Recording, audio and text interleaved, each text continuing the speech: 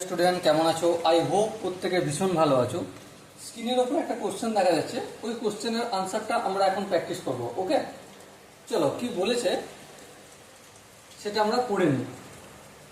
বলেছে যে রামের মাহিনা মানে বেতন সামের থেকে 25% বেশি, তবে সামের মাহিনা বা বেতন রামের চেয়ে শতকরা কত কম। বুঝতে পারলে কিছু?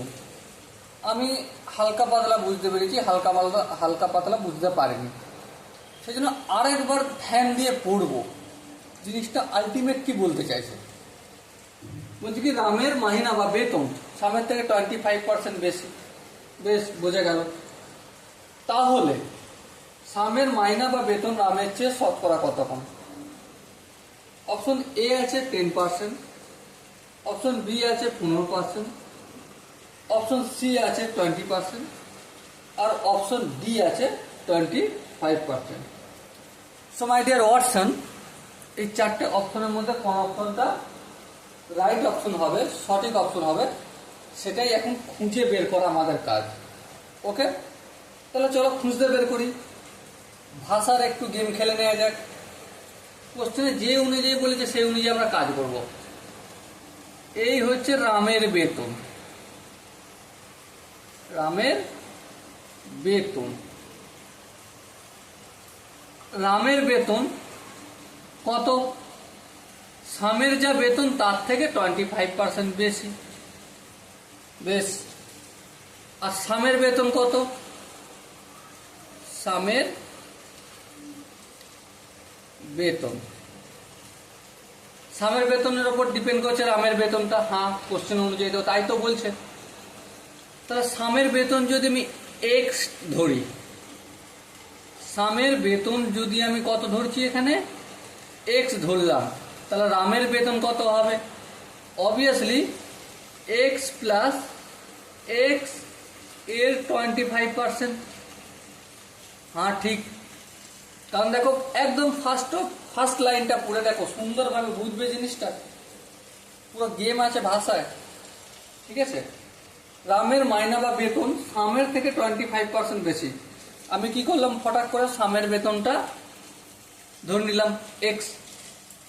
এবার রামের বেতন সামের থেকে 25% বেশি, তাহলে সামের বেতন প্লাস সামের বেতনের 25%, এটাই তো গল্প। হ্যাঁ, তাহলে আলটিমেট এক্স প্লাস এক্স এর 25% হবে কত? তাহলে এক্স প্লাস চিহ্নটাই দিলাম, এক্স এর 25% মানে এক্স ইন্টু 25, আর পার্সেন্টেজ উঠে গিয়ে ডিভাইডেড বাই 100। হ্যাঁ, বোঝা গেল, কোনো অসুবিধা নেই। 25 এককে অবভিয়াসলি 25, 4 25 100। বেশ, তাহলে এক্স প্লাস এক্স বাই 4, তাহলে এটা যদি যোগ বিয়োগ করি কি হবে? এক্স এর নিচে কি না মানে 1 আছে, 1 আর 4 এর লসও কত হয়? অবভিয়াসলি 4 হয়। 4কে যদি 1 দিয়ে ভাগ করি, ভাগফল হবে 4। সেই 4কে যদি এক্স দিয়ে গুণ করি তাহলে কি হবে? 4x প্লাস 4কে 4 দিয়ে ভাগ করলে 1, 1কে 4 দিয়ে এক্স দিয়ে গুণ করলে এক্স হবে। তাহলে আলটিমেট 5x বাই 4 হলো। ওকে, বোঝা গেল। তাহলে রামের বেতন যখন এক্স টাকা হবে, সামের বেতন যখন এক্স টাকা হবে, রামের বেতন তখন কত হবে? 5x বাই 4 হবে। এখানটা কি বোঝাতে পারলাম?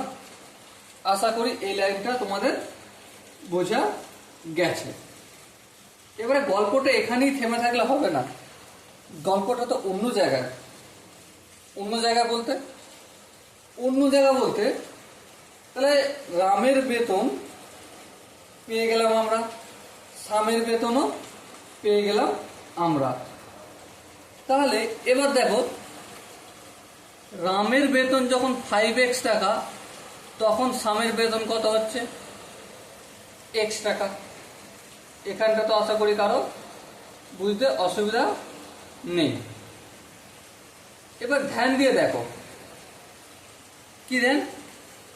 তাহলে রামের বেতনের থেকে সামের বেতন কত কম বের করতে পারবো? হ্যাঁ, বের করতে পারবো। দেখো আলটিমেট আমাকে কোশ্চেনে কি বের করতে হবে? কত শতাংশ রামের চেয়ে সামের বেতনটা কম। রামের চেয়ে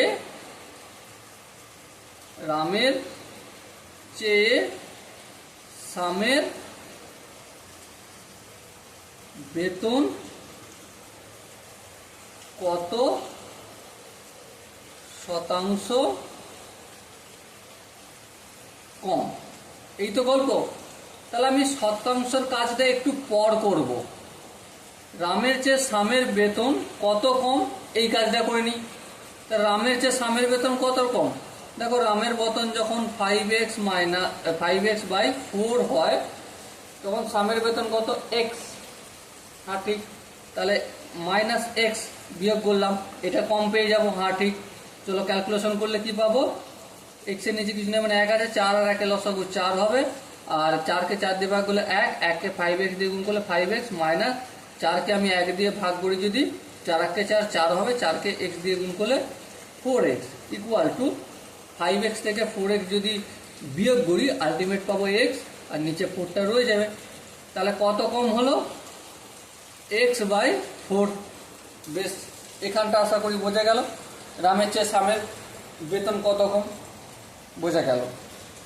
এবার মন দিয়ে বোঝো, আমি তোমাদের এই চ্যাপ্টারের শতাংশ বা শতকরা চ্যাপ্টারের ইন্ট্রোডাকশন ভিডিওটা একটা জিনিস শিখিয়েছি। কি শিখিয়েছি?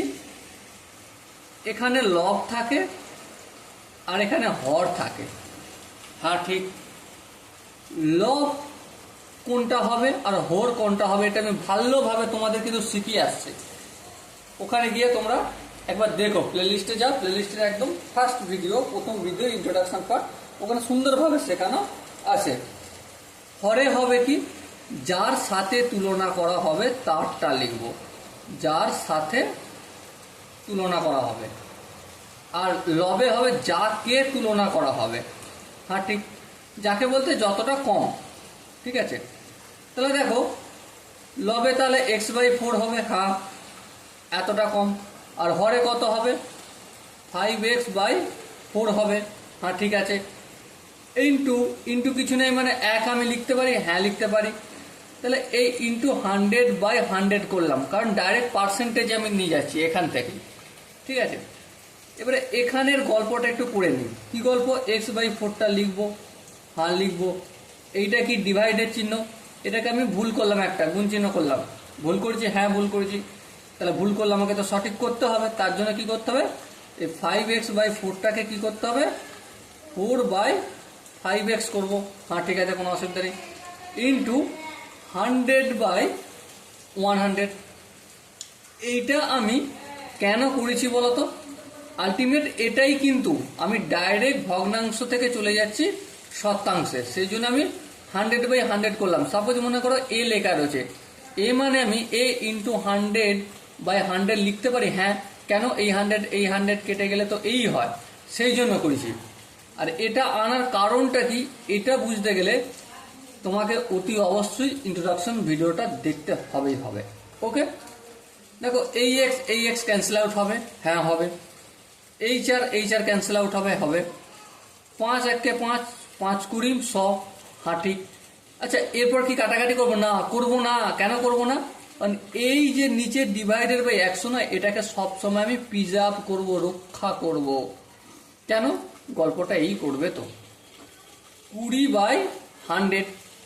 20/100 মানে কি? 100-র মধ্যে 20। 100-র মধ্যে 20 মানে কি? 20%। সো মাই ডিয়ার ওয়াটসন, এখানে যে কোশ্চেনের অপশনগুলো রয়েছে, অপশন এ কি আছে? অপশন এ আছে 10%। অপশন বি কি আছে? অপশন বি আছে 15%। অপশন সি কি আছে? অপশন সি আছে 20%। এবং অপশন ডি কি আছে? 25%। So the right option is option C. Okay, আশা করি তোমাদের প্রতিটা স্টেপ বোঝা গেছে। যদি বোঝা গিয়ে থাকে তো লাইক, শেয়ার, কমেন্ট করতে ভুলো না। দেখা হচ্ছে পরের সেশনে। ততক্ষণ পর্যন্ত ভালো থেকো, সুস্থ থাকো। জয় হিন্দ।